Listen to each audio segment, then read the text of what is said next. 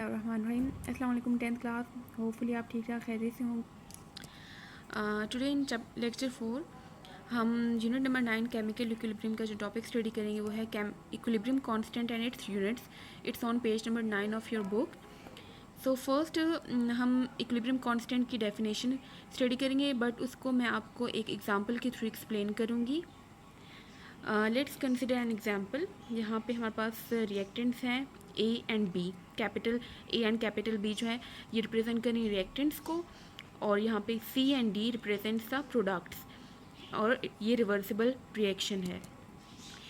तो यहाँ पे ये ए और ये small A and small B ये रिप्रेजेंट कर रहे हैं number of moles of reactants, जिन्हें हम कोएफिशिएंट्स भी कहते हैं। यहाँ पे C and D, small C and small D जो है ये रिप्रेजेंट करें number of moles of products, और इन्हें भी हम कोएफिशिएंट कहेंगे। इक्विलिब्रियम कांस्टेंट एक्सप्रेशन हम लिखेंगे इसके लिए के सी, जो कि रेशियो होता है प्रोडक्ट ओवर रिएक्टेंट का। प्रोडक्ट यहाँ पे हमारे पास है सी और डी, और यहाँ पे सी और डी के जो कोएफिशिएंट हैं या जो नंबर ऑफ मोल्स हैं वो यहाँ पे इनकी पावर हो जाएगी। और इसी तरह से यहाँ पे रिएक्टेंट्स लेंगे, और रिएक्टेंट्स की जो यहाँ पे नंबर ऑफ मोल्स हैं वो यहाँ पे इनके पावर हो जाएंगी। जब भी हम फ्रैक्शन में कोई भी चीज़ लिखते हैं तो जो ऊपर लिखते हैं उस ये जो होता है इसको हम कहते हैं न्यूमरेटर, और नीचे जो होता है ये होता है डिनोमिनेटर। तो सी एंड डी के हमारे पास प्रोडक्ट हैं, प्रोडक्ट ऑफ प्रोडक्ट्स। ये जो प्रोडक्ट वर्ड यूज़ किया है इसका मतलब है मल्टीप्लिकेशन, कि सी और डी आपस में देखें कोई साइन नहीं होता तो इसका मतलब है वो आपस में मल्टीप्लाई हो रहे हैं। तो ये क्या है? प्रोडक्ट है। किसका प्रोडक्ट है? प्रोडक्ट्स का। इस प्रोडक्ट का मतलब है मल्टीप्लिकेशन, और इस प्रोडक्ट का मतलब है कि सब्सटेंसेस जो हमारे पास केमिकल रिएक्शन में जो हमारे पास रिजल्ट में आए हैं, जो प्रोडक्ट आए ये वो प्रोडक्ट है। अगर हम इसके साथ स्क्वायर ब्रैकेट्स लगा देंगे, इट मीन्स कि क्या रिप्रेजेंट करें? स्क्वायर ब्रैकेट्स कंसंट्रेशन रिप्रेजेंट करें, तो इसको हम क्या लिखेंगे? ये क्या है? ये है product of concentration of products. अब अगर हम मोल्स जो थे, इसके नंबर ऑफ मोल्स, उनको हमने यहाँ पे एज अ पावर इनकी यूज़ किए, तो अब इसको कैसे हम डिफाइन करेंगे? ये क्या है? ये है product of concentration of products raised to the power हमने यहाँ पे लगाई, जो कि क्या है? इक्वल है to the coefficient of chemical reaction. तो अब हम ये आपको अगर समझ आ गई तो अब हम इसी तरह से इसको, ये जो एक्सप्रेशन है इसको हम डिफाइन करेंगे, जो कि डेफिनेशन होगी के सी की, which is equilibrium constant.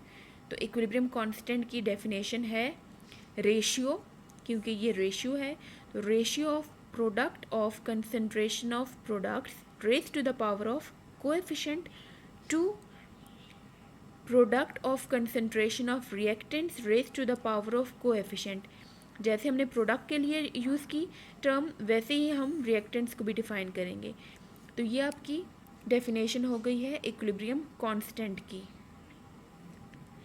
Equilibrium constant के सी की जो वैल्यू होती है वो स्पेसिफिक होती है, वो चेंज नहीं होती, लेकिन एक फैक्टर जो कि के सी की वैल्यू को अफेक्ट करता है वो है टेम्परेचर। अगर टेम्परेचर चेंज होता है तो के सी की वैल्यू भी चेंज होती है। नेक्स्ट के सी यूनिट्स हम स्टडी करेंगे। के सी यूनिट्स के लिए हमारे पास दो पॉसिबिलिटीज़ होती हैं, या तो के सी का इक्विलिब्रियम कांस्टेंट का यूनिट होता है या तो नहीं होता। अब हम फर्स्ट स्टडी करेंगे के सी का यूनिट कब होता है। इसके लिए कंडीशन है कि जब number of moles on both sides of equation are equal, it mean number of moles of reactants equal हो number of moles of product. इससे क्या होगा? Number of moles chemical reaction के दोनों साइड पे सेम होंगे। फॉर एग्जांपल यहाँ पर पास ये रिएक्शन है बिटवीन हाइड्रोजन एंड आयोडीन, जिससे हाइड्रोजन आयोडाइड प्रोडक्ट बनता है। यहाँ पे आप देखें number of moles on both side of equation, यहाँ पे हाइड्रोजन के कितने मोल्स हैं? 1 मोल है, यहाँ पे 1 मोल ऑफ आयोडीन। तो टोटल यहाँ पे रिएक्टेंट्स के मोल अगर हम टोटल लगाएं तो कितने हो जाएंगे? 1 + 1 2 मोल्स। और यहाँ पे हाइड्रोजन आयोडाइड जो प्रोडक्ट बन रहा है वो भी कितने हैं? 2 मोल्स। तो दोनों साइड पे नंबर ऑफ मोल्स क्या हो गए? सेम हो गए। के सी इक्विलिब्रियम कांस्टेंट एक्सप्रेशन, इस रिएक्शन का हम लिखेंगे तो क्या होगा? Product divide by reactant. Product एक ही है हाइड्रोजन आयोडाइड, इसका जो मोल है वो इसकी पावर हो गया। हाइड्रोजन और आयोडीन भी हम इसी तरह से यहाँ पे रिएक्टेंट्स यूज़ कर लेंगे, इनका कोई मोल्स नहीं है, यहाँ पे जस्ट 1 मोल है, तो यहाँ की इनकी पावर भी 1 ही रहेगी। लेकिन 1 हम यूज़ नहीं करते यहाँ पे। 2 हो या 2 से ज़्यादा हो तो फिर हम उसको लिखते हैं साथ। अब इसकी यूनिट्स कैसे लिखेंगे? मैंने आपको बताया था कि कंसंट्रेशन के लिए या एक्टिव मास के लिए जो हम यूनिट यूज़ करते हैं वो होते हैं मोल्स पर डीएम क्यूब। तो हाइड्रोजन आयोडाइड का जो यूनिट होगा वो क्या होगा? मोल्स पर डीएम क्यूब। यहाँ पे पावर थी तो यहाँ पे हम पावर लगा देंगे। इस तरह से हाइड्रोजन का मोल्स पर डीएम क्यूब, इस आयोडीन के लिए भी मोल्स पर डीएम क्यूब। तो ऊपर न्यूमरेटर में हमारे पास टोटल है, स्क्वायर है, इट मीन्स यहाँ पे मोल्स पर डीएम क्यूब जो है वो 2 टाइम्स यूज़ हुआ है और नीचे भी 2 टाइम्स है, तो ये दोनों आपस में कैंसिल आउट हो जाएंगे। इसे ये इन दोनों के साथ कैंसिल हो जाएगा, तो के सी का कोई यूनिट नहीं होगा। K C has no unit here. Second condition, K C has units. ये कब होता है? When number of moles of reactant is not equal to number of moles of product. For example, ये रिएक्टेंट है और ये प्रोडक्ट है। अब यहाँ पे आप मोल्स देखें तो यहाँ पे नाइट्रोजन 1 मोल है और हाइड्रोजन के देखें 3 मोल्स हैं, तो टोटल 1 + 3 कितने हो गए? यहाँ पे 4 मोल्स हो गए। इसी तरह से प्रोडक्ट जो है उसके यहाँ पे 2 मोल्स हैं, तो रिएक्टेंट्स के टोटल मोल्स कितनी हैं? 4 और प्रोडक्ट 2 मोल्स हैं, तो दोनों साइड पे नंबर ऑफ मोल्स इक्वल नहीं है। इसके लिए हम केसी एक्सप्रेशन लिखेंगे इस रिएक्शन के लिए, product divide by reactant. Product हमारे पास अमोनिया है, इसका मोल 2 है, वो इसकी पावर हो गया। नाइट्रोजन की मोल्स 1 है, हाइड्रोजन का मोल 3 है, तो ये 3 इसकी पावर हो गई। अब हम यूनिट्स लगाएंगे। अमोनिया के लिए भी यूनिट यूज़ करेंगे, इसकी कंसनट्रेशन के लिए मोल्स पर डीएम क्यूब, इसकी पावर 2 है तो ये भी 2 हो गया। इसी तरह से नाइट्रोजन के लिए मोल्स पर डीएम क्यूब, हाइड्रोजन के लिए भी मोल्स पर डीएम क्यूब, इसकी पावर 3 है तो ये 3 हो गए। अब देखिए मोल्स पर डीएम क्यूब टॉप पे न्यूमरेटर में 2 टाइम्स है, स्क्वायर है, इसका मतलब 2 दफ़ा है ये, और नीचे अगर हम टोटल लगाएं तो 3 और ये 1, 3 + 1 4 हो गए। कैंसिल अगर होंगे तो ऊपर ये जो है ये कैंसिल हो जाएगा, एक इसके साथ कैंसिल कर लें, एक इसके साथ कैंसिल हो जाएगा, तो यहाँ पे पावर 2 रह जाएगी। ऊपर 2 टाइम्स था और नीचे 4 टाइम्स था, तो उसको कैंसिल करेंगे तो ऊपर वाला कैंसिल हो जाएगा, वहाँ पे 1 रह जाएगा और नीचे हमारे पास मोल्स पर डीएम क्यूब 2 टाइम्स रह जाएंगे। इसको हम मल्टीप्लाई कर देंगे, ब्रैकेट ओपन करेंगे तो ये स्क्वायर इसके साथ मल्टीप्लाई हो जाएगा, मोल्स का आ जाएगा मोल स्क्वायर, और डीएम क्यूब पर पावर जो है वो 3 है, 3 × 2 हो जाएगा 6, 3 × 2 = 6, ये आ गया। अब ये डिनोमिनेटर में है, डिनोमिनेटर से जब न्यूमरेटर में कोई चीज़ जाती है तो उसकी जो पावर्स होती है उसके साइन चेंज हो जाएंगे। मोल्स स्क्वायर था ये पॉजिटिव में था, जब ऊपर जाएगा तो ये हो जाएगा -2, और डीएम के ऊपर जो यूनिट था ये है -6, तो ये ऊपर जाएगा न्यूमरेटर में तो ये हो जाएगा 6। तो यहाँ पे हमने क्या किया? रेसिप्रोकल लिया है। और यहाँ पे देखिए इसका यूनिट, केसी का यूनिट क्या है हमारे पास? Moles -2 dm power 6। Now let's study some of the examples from your book. Open your book, page number 10. यहाँ पे है problem 9.1. Statement है, when hydrogen reacts with iodine at 25 degree centigrade to form hydrogen iodide by reversible reaction. ये reversible reaction है, इसमें hydrogen iodine react करके hydrogen iodide product बना रहे हैं। इन रिएक्टेंट्स और प्रोडक्ट, इन तीनों की कंसनट्रेशंस, मोलर कंसनट्रेशंस यहाँ पे गिवन है, और फाइंड हमने करना है, calculate the equilibrium constant for this reaction. Equilibrium constant means KC, हमने इस रिएक्शन के लिए फाइंड आउट करना है। तो गिवन डाटा हमारे पास क्या है? मोलर कंसनट्रेशंस हैं, तीनों की कंसनट्रेशन, हाइड्रोजन की भी, आयोडीन की भी और हाइड्रोजन आयोडाइड की, ये जो कंसनट्रेशन गिवन है। केसी एक्सप्रेशन लिखेंगे हम इस रिएक्शन के लिए, जो कि क्या होता है? प्रोडक्ट डिवाइड बाय रिएक्टेंट, और इनकी पावर्स वो होंगी जो यहाँ पे नंबर ऑफ मोल्स होंगे। Then on next page, now put the equilibrium concentration values. अब हम जो एक्सप्रेशन था उसमें उनकी वैल्यूज़ पुट कर देंगे, हाइड्रोजन आयोडाइड की वैल्यू और उसकी पावर लेंगे, इसका स्क्वायर ले लें, यहाँ पे ये वैल्यू आती है, और इन दोनों का प्रोडक्ट लेंगे तो ये आगे। देन इनका हम डिवीजन करेंगे, इन दोनों को डिवाइड करेंगे, वैल्यू आ गई हमारे पास 80। यहाँ पे देखें 80 के साथ कोई यूनिट नहीं लिखा हुआ, क्यों नहीं है इसका यूनिट केसी का? क्योंकि जो एक्सप्रेशन है, ये जो रिएक्शन है यहाँ पे नंबर ऑफ मोल्स रिएक्टेंट के और प्रोडक्ट के सेम है, 2 मोल्स हैं, तो इसलिए केसी का कोई यूनिट नहीं। नेक्स्ट जो प्रॉब्लम है वो है 9.2। For the formation of ammonia by Haber's process, hydrogen and nitrogen reacts reversibly at 500 degree centigrade as follows. ये रिएक्शन है बिटवीन नाइट्रोजन एंड हाइड्रोजन और प्रोडक्ट बन रहा है अमोनिया। हमारे पास इक्विलिब्रियम कंसंट्रेशन गिवन है नाइट्रोजन की, hydrogen and ammonia. Value of Kc हमने फाइंड आउट करना है। अगेन गिवन डाटा क्या है, नाइट्रोजन, हाइड्रोजन एंड अमोनिया का की जो मोलर कंसंट्रेशन हैं वो गिवन है। हम सबसे पहले इक्विलिब्रियम कांस्टेंट एक्सप्रेशन लिखेंगे इसके लिए, Kc product divide by reactants. ये आपको मैंने सिखाया लिखना कि कैसे लिखते हैं। प्रोडक्ट लिखेंगे ऊपर, उसकी पावर लिख देंगे जो कि कोएफिशिएंट है यहाँ पे अमोनिया का, इसी तरह से रिएक्टेंट्स लिख के और उसकी पावर डालेंगे। नाउ ये जो वैल्यूज़ हैं ये हम पुट कर देंगे। अमोनिया की ये कंसंट्रेशन यहाँ पे लिखी और क्योंकि इसका स्क्वायर था तो इसके ऊपर भी स्क्वायर डालेंगे। इस तरह से नाइट्रोजन N2 की कंसंट्रेशन यहाँ से लिखी, H2 हाइड्रोजन की यहाँ से कंसंट्रेशन लिखी, इसकी पावर 3 थी, यहाँ पे भी पावर 3 होगी। तो सबसे पहले आपने स्टेप वाइज करना है न्यूमेरिकल। इसके लिए आप पहले इस वैल्यू का स्क्वायर लेंगे, वो लिखेंगे, देन इसको एज इट इज़ लिखिएगा और इस वैल्यू का क्यूब लेना है आपने। फिर नीचे जो डिनोमिनेटर में वैल्यूज़ होंगी उनको मल्टीप्लाई करके एंड में जो वैल्यूज़ होंगी उनको डिवाइड करेंगे, तो ये आपके पास आ जाती है वैल्यू। और ये यूनिट कैसे लिखा है यहाँ पे, ये मैंने आपको जो मेथड भी दिखाया था एग्जांपल के थ्रू जो एक्सप्लेन किया है, तो ये यूनिट आपने उस मेथड के थ्रू निकालना है। यहाँ पे ये जो मैंने आपको यहाँ पे एक्सप्लेन किया था Kc हैथ यूनिट, इसके लिए मैंने ये इक्वेशन लेके इसके लिए आपको ये यूनिट कैसे निकाला था मैंने बताया। इसी तरह से आपने हर एक एक्सप्रेशन, कोई भी रिएक्शन उसका यूनिट फाइंड करना हो तो इस मेथड से कीजिएगा। Then problem 9.3, it's on page number 11। For a reaction between PCl3 phosphorus trichloride and chlorine to form phosphorus pentachloride PCl5, the equilibrium constant is 0.13 per mole dm cube at a particular temperature when the equilibrium concentration of PCl3 phosphorus trichloride and chlorine are 10 and 9 moles per dm cube। 10 PCl3 की value है और Cl2 की value है ये। What is the equilibrium constant of PCl5? सबसे पहले हम given data लिखेंगे। डाटा है क्या है हमारे पास, मोलर कंसंट्रेशन PCl3 जो है इसकी है 10, PCl3 स्क्वायर ब्रैकेट क्यों डाली है, इसका मतलब ये है कि मोलर कंसंट्रेशन है ये 10। इस तरह से Cl2 इसकी मोलर कंसंट्रेशन है 9 मोल्स पर dm क्यूब। और यहाँ पे अब देखें इस क्वेश्चन में हमारे पास क्या गिवन है, equilibrium constant is this. Equilibrium constant means Kc की वैल्यू गिवन है और फाइंड क्या करना है, equilibrium concentration of PCl5। PCl5 की कंसंट्रेशन फाइंड करनी है। तो सबसे पहले हम रिएक्शन लिखेंगे। रिएक्शन कैसे लिखेंगे, यहाँ पे क्वेश्चन में ही देखें, for a reaction between PCl3 and Cl2, ये दोनों हमारे पास क्या है, रिएक्टेंट्स हैं, वो लिख दी। और यहाँ पे लिखा है कि टू फॉर्म PCl5, इसका मतलब PCl5 क्या था, इस रिएक्शन का प्रोडक्ट है, ये PCl5 हो गया। अगर ये इक्वेशन बैलेंस नहीं है तो आपने बैलेंस करनी है, लेकिन यहाँ पे ये ऑलरेडी बैलेंस्ड है।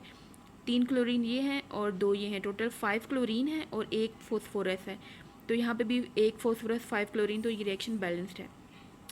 सबसे पहले आप क्या करते हैं, इक्विलिब्रियम कांस्टेंट एक्सप्रेशन लिखते हैं, ऊपर प्रोडक्ट और नीचे रिएक्टेंट्स लिखेंगे। अब यहाँ पे देखिए आपने इसमें से फाइंड क्या करना है, Kc की वैल्यू भी गिवन है, PCl5 जो है वो फाइंड करना है, PCl3 और Cl2 की वैल्यूज़ गिवन है। तो आप यहाँ पे सब की वैल्यूज़ पुट कर, Kc की वैल्यू यहाँ पे पुट कर दी, PCl5 तो हमने फाइंड आउट करना है, नीचे Cl2 और PCl3 की वैल्यूज़ भी पुट कर दी। इन दोनों वैल्यू, ये दोनों वैल्यूज़ यहाँ पे PCl5 के साथ डिवाइड हो रही हैं, तो उस साइड पे जाके ये मल्टीप्लाई हो जाएंगी। तो 0.13 के साथ इन दोनों वैल्यूज़ को आप मल्टीप्लाई करेंगे और ये सब मल्टीप्लाई करके जो वैल्यू आएगी PCl5 की वो है 11.7। अब इसके लिए जो यूनिट यूज़ करेंगे वो मोल्स पर dm क्यूब है। इस तरह से रिएक्टेंट या प्रोडक्ट का यूनिट लगाना हो तो मोल्स पर dm क्यूब होगा। Kc का अगर यूनिट फाइंड करना होता है तो फिर हम ऊपर नीचे वैल्यूज डाल के मोल्स पर dm क्यूब की वो कटिंग करते, जो आपको मैंने मेथड सिखाया है। लेकिन सिर्फ रिएक्टेंट या प्रोडक्ट की वैल्यू होगी तो उसके साथ मोल्स पर dm क्यूब लिखेंगे आंसर में। आपके चैप्टर नंबर 9 की एक्सरसाइज का न्यूमेरिकल है पेज नंबर 18 पे। For the decomposition of dinitrogen oxide N2O into nitrogen and oxygen reversible reaction takes place as follows. ये रिवर्सिबल रिएक्शन है जिसमें N2O जो गैस है ये डिकम्पोज हुई है और इससे हमारे पास 2 प्रोडक्ट्स बने हैं। फिर फाइंड आउट नेक्स्ट स्टेटमेंट है, the concentration of N2O, N2 and O2। N2O क्या था, रिएक्टेंट था, N2 और O2 क्या है, प्रोडक्ट्स हैं। इन तीनों की कंसनट्रेशन ये सीक्वेंस में लिखी हुई है। At equilibrium. Now find out the Kc for this reaction. Kc equilibrium constant expression find out करना है हमने। तो ये जो न्यूमेरिकल है, फर्स्ट न्यूमेरिकल आज हम करेंगे और ये दोनों अपनी नीट कॉपीज़ पे अपने अटैम्प्ट करने हैं इसी मेथड से जो आपको मैं अभी दिखाऊंगी। फर्स्ट डाटा लिखेंगे हम। डाटा क्या है? N2O जो रिएक्टेंट था उसकी कंसनट्रेशन मैंने क्वेश्चन से लिखी। N2 और O2 जो नाइट्रोजन एंड ऑक्सीजन है इनकी कंसनट्रेशन जो क्वेश्चन में गिवन है वो लिख दी। फाइंड हमने क्या करना है? Kc equilibrium constant expression find out करना है। इक्वेशन ये क्वेश्चन से लिखेंगे हम। Now solution. सबसे पहले Kc का एक्सप्रेशन लिखा यहाँ पे। इसमें रिएक्टेंट जो थे वो हैं, दो रिएक्टेंट्स हैं, नाइट्रोजन और ऑक्सीजन। नाइट्रोजन के 2 मोल थे तो 2 इसकी पावर होगी। ऑक्सीजन का 1 ही मोल था। इसी तरह से नीचे हमने लिखा, ये ऊपर प्रोडक्ट था, नीचे रिएक्टेंट है। रिएक्टेंट N2O था, एक ही रिएक्टेंट था और उसके मोल 2 मोल थे रिएक्शन में, तो 2 इसकी पावर हो गई। इन तीनों की हमने यहाँ पे वैल्यूज़ पुट कर दी। इस वैल्यू का हम पहले स्क्वायर लेंगे, ये आ गया 15.2। ये वैल्यू एज इट इज़ लिखेंगे, 1.1 का भी स्क्वायर लिया। देन ऊपर वाली दोनों वैल्यूज़ को मल्टीप्लाई करेंगे पहले और जो आंसर आएगा उसको हम नीचे वाली वैल्यू के साथ डिवाइड करेंगे तो ये आंसर आ गया। यहाँ पे यूनिट मोल्स पर डीएम क्यूब है। ये कैसे आया यूनिट? ये आपने यहाँ से देखने हैं, नंबर ऑफ़ मोल्स देखने हैं। यहाँ पे 2 मोल्स थे और यहाँ पे 1, तो यहाँ पे टोटल हमारे पास मोल्स पर डीएम क्यूब 3 दफ़ा लिखा हुआ आएगा और नीचे जो है वो 2 है तो नीचे मोल्स पर डीएम क्यूब 2 टाइम होगा। तो ऊपर 3 है, नीचे 2 टाइम्स है। ऊपर वाला में से 2 नीचे वाले 2 के साथ कैंसिल आउट हो जाएगा और ऊपर सिर्फ एक ही रह जाएगा, मोल्स पर डीएम क्यूब। तो यहाँ पे वैल्यू ऑफ Kc क्या आ गई है? 24.5 मोल्स पर dm cube. Next numerical number 2 है आपका, hydrogen iodide decomposes to form hydrogen and iodine. If the equilibrium concentration of hydrogen iodide is this, hydrogen and iodine is same. Hydrogen और iodine की same concentration है, दोनों के लिए ये value use करेंगे। Calculate the equilibrium constant value for the reversible reaction. Kc value हम find out करेंगे। सबसे पहले डाटा लिखेंगे, तीनों की कंसनट्रेशंस लिखेंगे। यहाँ पे ये रिएक्टेंट्स एंड प्रोडक्ट सब मेंशन है, लेकिन यहाँ पे जो अकॉर्डिंग टू स्टेटमेंट है कि हाइड्रोजन आयोडाइड डिकम्पोजेस, तो हाइड्रोजन आयोडाइड यहाँ पे क्या है हमारे पास? रिएक्टेंट है और प्रोडक्ट क्या है? हाइड्रोजन और आयोडीन। Kc फाइंड आउट करना है हमने और फार्मूला हम यूज़ करेंगे। फार्मूला हम ये वाला यूज़ करेंगे, Kc is equal to hydrogen iodine divided by hydrogen iodide का स्क्वायर। इसके लिए जो रिएक्शन है वो ये है। अकॉर्डिंग टू स्टेटमेंट हम रिएक्शन लिखेंगे। स्टेटमेंट में था कि हाइड्रोजन आयोडाइड डिकम्पोजेस, तो हाइड्रोजन आयोडाइड को इस साइड पे लिखेंगे और ये प्रोडक्ट्स आए हमारे पास, इसको इस साइड पे लिखेंगे। तो इसको देख के हमने ये एक्सप्रेशन लिखा है, ये फार्मूला लिखा है, जिसमें इसके इस रिएक्शन के अकॉर्डिंगली यहाँ पे ये क्या है? प्रोडक्ट्स हैं जो हमने ऊपर लिखे और नीचे रिएक्टेंट्स नीचे आ जाएंगे। अब यहाँ पे अगर यूनिट हम देखें तो देखें 2 मोल्स इस साइड पे भी हैं और यहाँ पे भी 2 मोल्स हैं, ये भी 1 है ये भी 1 है, तो टोटल 2 मोल्स हो गए। तो यहाँ पे Kc की जो भी वैल्यू आएगी उसका कोई यूनिट नहीं होगा। नो सब तीनों चीज़ों की हमने यहाँ पे रिएक्टेंट और प्रोडक्ट जो भी हैं उनकी वैल्यूज़ पुट की, उनको सॉल्व किया, तो ये Kc की वैल्यू आ गई हमारे पास 0.019। यहाँ पे कोई यूनिट नहीं है इसका। So the value of Kc is 0.019. So if you will have any question or query, you can ask me by commenting in the comment section. comment section में आप अपना जो भी क्वेश्चन होगा वो आप नीचे टाइप कर लीजिएगा, मैं आपको वहाँ पे आपका आंसर दे दूँगी। आज का आपका जो होमवर्क है वो है learn the topic on page 9 to 11। जो आज हमने टॉपिक किया है वो लर्न एंड प्रैक्टिस एग्जाम्पल्स 9.1, 9.2, 9.3। जो तीनों एग्जाम्पल्स हमने की बुक से प्रैक्टिस, वो आपने प्रैक्टिस करनी है अच्छे से। Right and practice the exercise numerical 1 and 2। Now again take out your books and highlight the main points और headings भी मार्क कर लिए। पेज नंबर 9 पे ये टॉपिक है आपका equilibrium constant and its unit, जिसको आपने आज लर्न करना है। इसमें फर्स्ट इक्विलिब्रियम कांस्टेंट की ये डेफिनेशन है हाईलाइटेड। नेक्स्ट इसका फॉर्मूला है, ये यहाँ पे फॉर्मूला की हेडिंग डाल। नेक्स्ट यहाँ पे कुछ हाईलाइटेड चीज़ें, इसको आप हाईलाइट कर लीजिएगा for objective point of view. Objective में अगर आपसे क्वेश्चन आ जाए तो ये उसके लिए है, इसको आप एक दफ़ा रीड आउट कर लीजिएगा। नेक्स्ट पॉसिबिलिटीज़ की हेडिंग आप डालेंगे, पॉसिबिलिटीज़, और इसमें फर्स्ट पॉसिबिलिटी की ही सब हेडिंग है, आगे से 2 सब हेडिंग्स होंगी, Kc has no unit and Kc has unit. तो Kc हैज़ नो यूनिट में आप ये सब लिखेंगे और फिर इसमें ये एग्जाम्पल है के सी हैज़ यूनिट में आप ये सब लिख के और ये इसकी एग्जाम्पल मेंशन करेंगे। सी यू नेक्स्ट टाइम, अल्लाह हाफिज़।